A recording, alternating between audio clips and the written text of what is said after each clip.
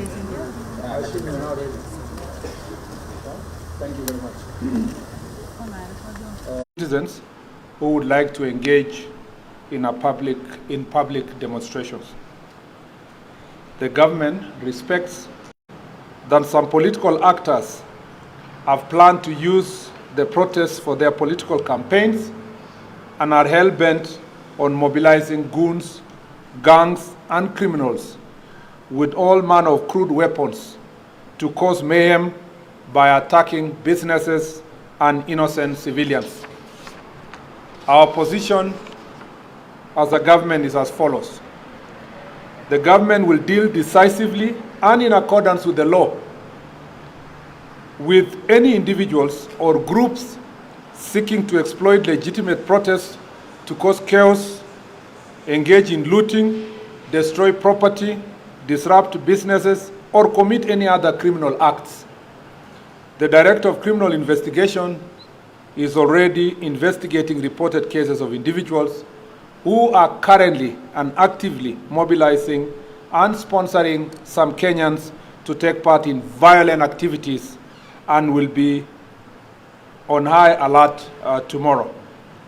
Those responsible will face the full force of the law. The police will do everything under the law to protect peaceful protesters and members of the public going about their businesses, including children and students going to school. Thursday, as I've said, will be a normal business and school day. Our children are free to go to school and people to go about their businesses. The Constitution guarantees the right to education and lawful means of earning a living. We expect that members of the public, including protesters, will not wait for the police to make their security and safety choices. Even if you are a peaceful protester and find yourself in the middle of goons and criminals, it is advisable that you make the right decision by disassociating yourself from this company. This will make it easier for the police to enforce the law. We have also noted with concern unfortunate utterances by some leaders, including from the religious society, inciting members of the public by insinuating that the government is in any way supports goons and criminals. For the avoidance of doubt, the government of Kenya does not condone or work with goons or criminals. The police are under instructions through the policy guidance of the Cabinet Secretary to decisively deal with all goons without fear or favor. In fact, it is clear that those who are insinuating that the government is working with goons, including those who, applying reverse psychology, tried to blame the government and the police on matters of violence and to try to tell the public that tomorrow the government is going to plan goons. It is now clear through the intelligence report being pursued by the DCI that the same people who are actually pretending to tell people to stay away from the streets and from demonstrations are actively, as we speak, through their agents and themselves, mobilizing goons to come tomorrow to the streets so that they can get an opportunity to justify their statements and to try to blame the government. Make no mistake, any person who is going to be procured by those people or any other person to come tomorrow to the streets armed for a violent protest will meet the full force of the law. We urge the public to cooperate with the law enforcement officers, and together let us always uphold peace, order, and the constitutional values that bind our nation. God bless you, and God bless our beautiful country, Kenya. I kept this statement that brief to give you an opportunity if there are any clarifications so that I can take more questions than I usually do for purpose of any clarification regarding a possible protest tomorrow. Any questions? Yes, proceed. I hope there is somebody who is giving you the mic. Who has the mic?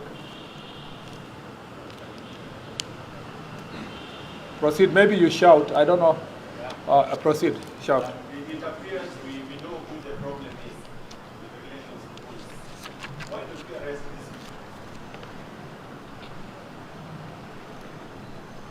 people? Yes, another question?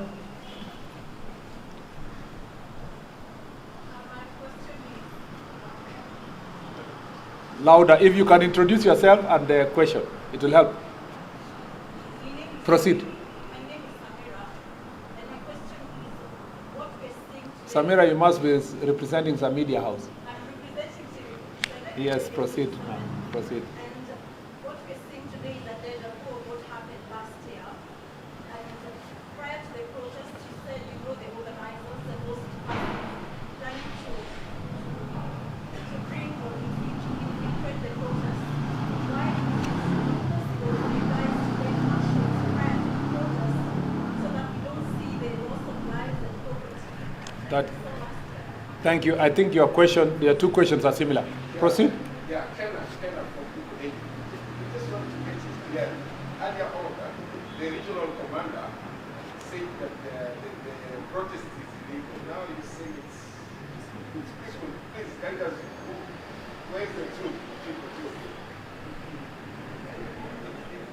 truth? Any other question? Let me just respond to those ones first. Let me say that we know the people who are, as I said, we know now the people who are currently and actively mobilizing persons for purpose of violent protest tomorrow.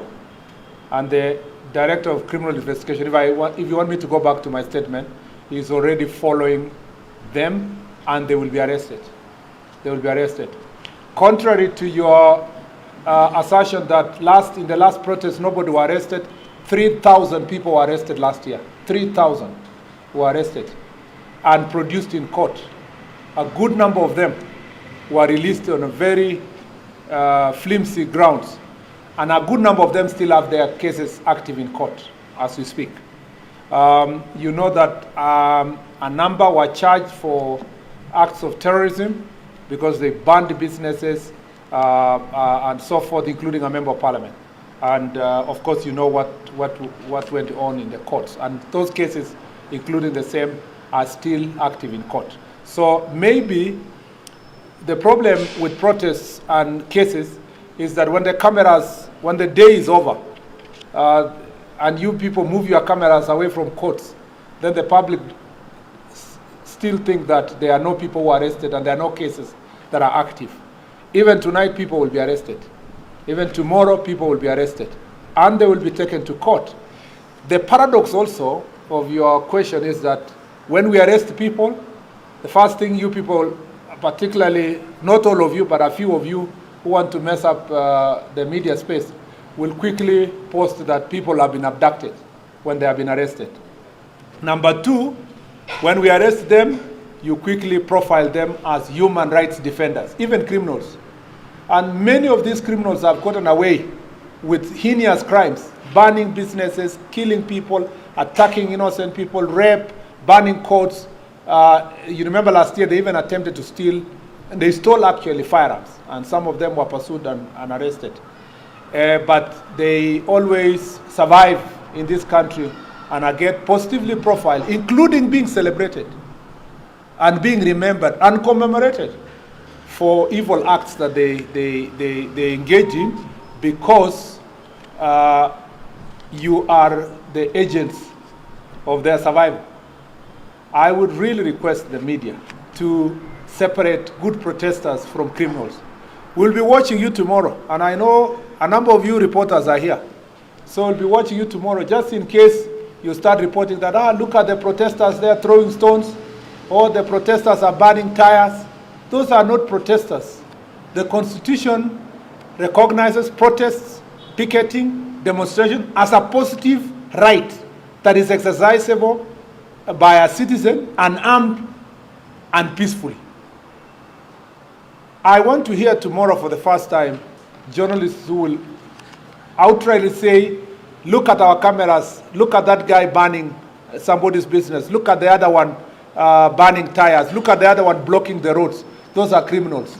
Don't profile them as protesters. Then we will work together and you will help the police to succeed in their work in terms of apprehending criminals. We expect a peaceful protest tomorrow because we have been promised peaceful protest. But because we are aware and we have information about some of these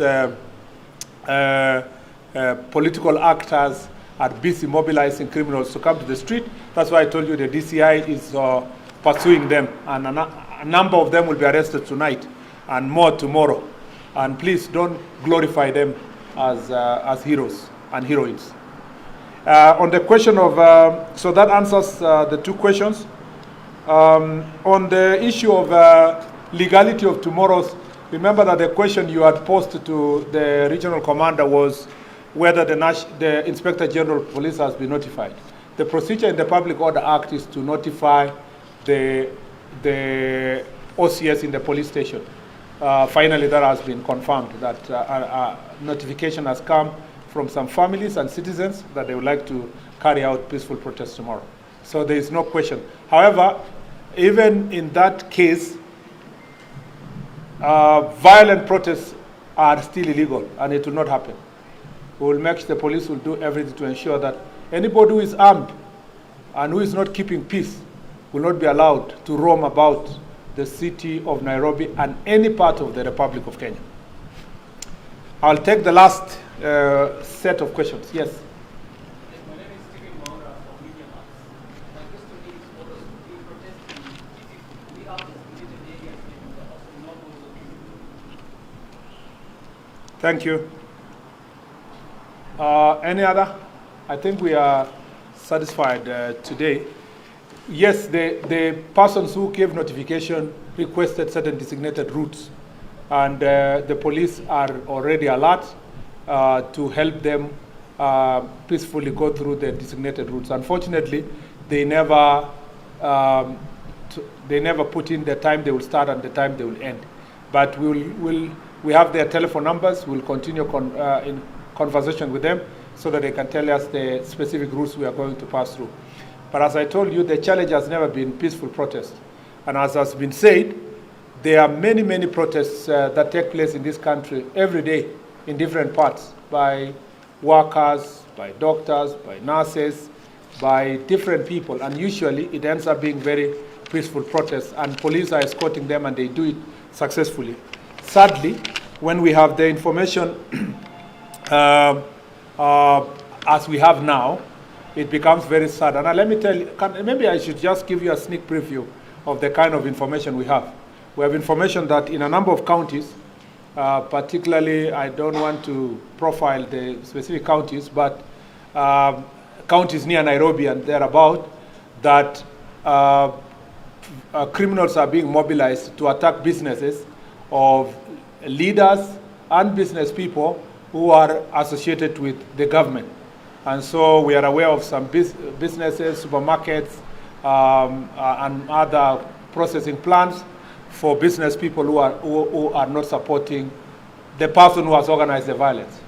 And so the DCI is on the case of all those ones who are being mobilized and taken to go and loot supermarket and other businesses. What is the motive? We understand that the possible motive, this is still early, but the possible motive is that there are a number of businesses and businessmen who have refused to support certain politicians financially and their political ideology. In the process, they want to use the protest and the excuse of tomorrow's protest to target their businesses as a way of sending a message and blackmailing other business people that they must support his tribal agenda by force. So the DCI is on that case and it will be dealt with. Asanteni sana, and I look forward to successful tomorrow. You're also reporting Kenyans who will go about their business, and our children going to school and their right to education being respected so that everybody can succeed in everything they do. Asanteni sana, and may God bless you. Thank you.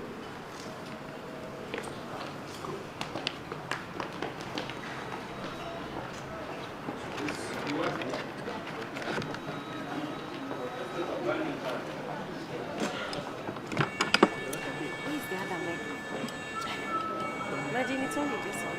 No, no, silent.